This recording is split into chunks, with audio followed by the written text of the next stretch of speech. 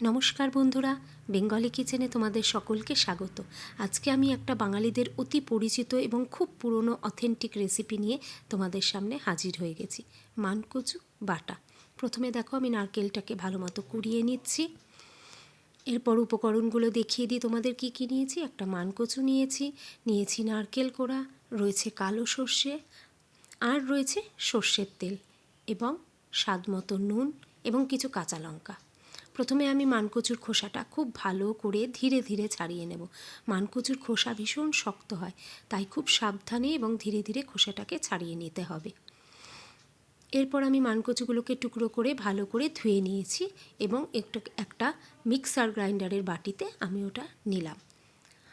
কিছুটা পরিমাণ নারকেল কোড়া আমি ওর মধ্যে মিশিয়ে দিচ্ছি।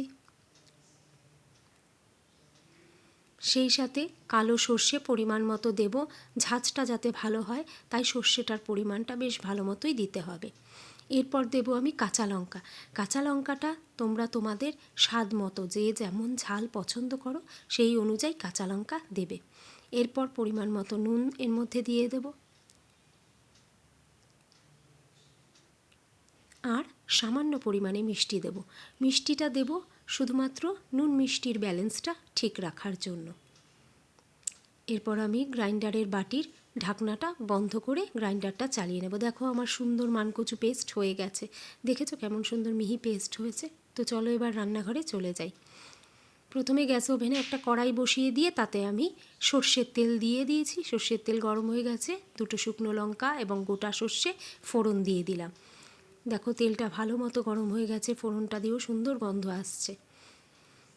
এরপর আমি আস্তে আস্তে করে কচুটা বাটাটা ওর মধ্যে মিশিয়ে দেব। ভালো করে আমি তেল এবং ফোড়নের সাথে কচু বাটাটাকে মাখিয়ে নেব এবং অল্প আঁচে আমি এটাকে একটু ভাজা ভাজা করে নেব।